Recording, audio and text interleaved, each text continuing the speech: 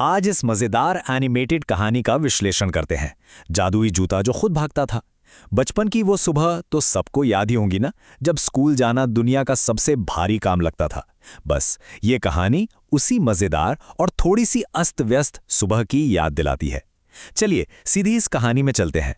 अब सबसे पहले दिमाग में ये अनोखा सवाल आता है, क्या सच में कोई जूता कभी खुद से भाग सकता है?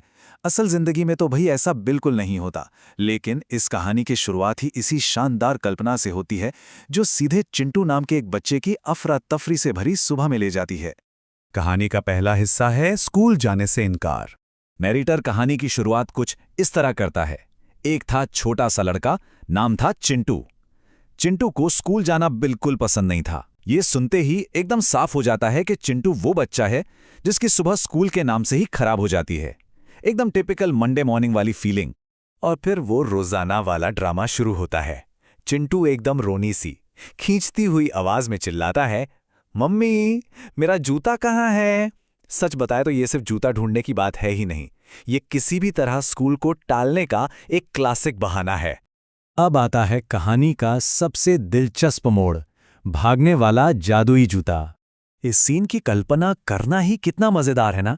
चिंटू ने बेमन से वो जूता उठाया ही था कि वो अचानक भागने लगा।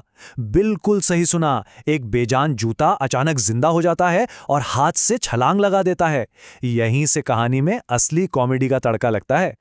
चिंटू एकदम हक्का बक्का रह जाता है और घबराहट में चिल्लाता है, अरे ये क्या, मेरा जूता भाग रहा है, पकड़ो पकड़ो। बेचारे को समझ ही नहीं आ रहा कि जिस जूते को उसे पैरों में पहनना था वो अब हवा से बातें कर रहा है। और इसके बाद शुरू होती है जूते के पीछे मजेदार भागदौड़। भाग-दौड़ का ये पागलपन तो देखने लायक है, मानो कोई रेस चल रही हो।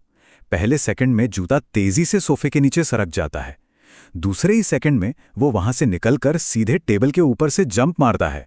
और तीसरे सेकंड तक चिंटू उस जूते को पकड़ने के लिए पूरे घर में पागलों की तरह दौड़ लगा रहा है।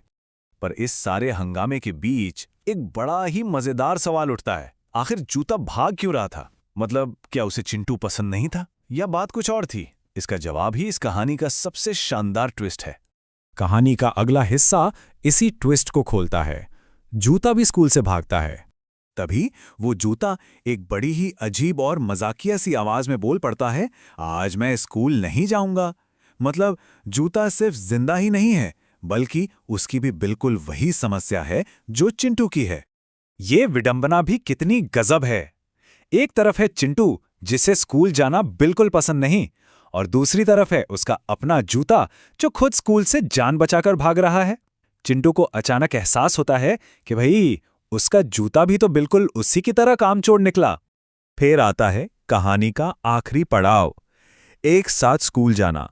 तभी इस पूरी कॉमेडी के बीच बाहर से मां की तेज आवाज आती है, चिंटू जल्दी करो वरना बस छूट जाएगी।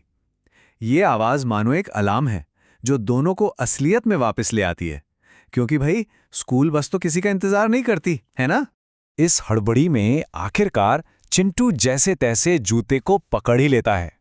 जूता भी बेचारा दौड़ दौड़ कर थक चुका है। वो भी हाँफते हुए हार मान लेता है और कहता है, ठीक है चलो स्कूल।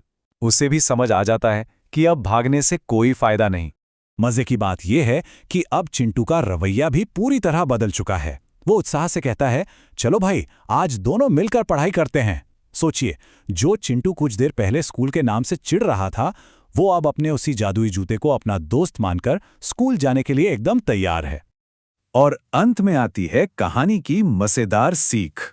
कहानी के खत्म होते होते नरेटर एक बड़ी ही प्यारी और मजेदार बात कहता है, तो बच्चों स्कूल से भागना नहीं चाहिए, वरना जूते भी भागने लगेंगे। सच में अपनी जिम्मेदारियों से भागने का कोई मतलब नहीं है, वरना हालात ऐसे ही बेकाबू और मजेदार हो सकते हैं। तो अगली बार जब भी किसी जिम्मेदारी से जी चुराने का मन करे,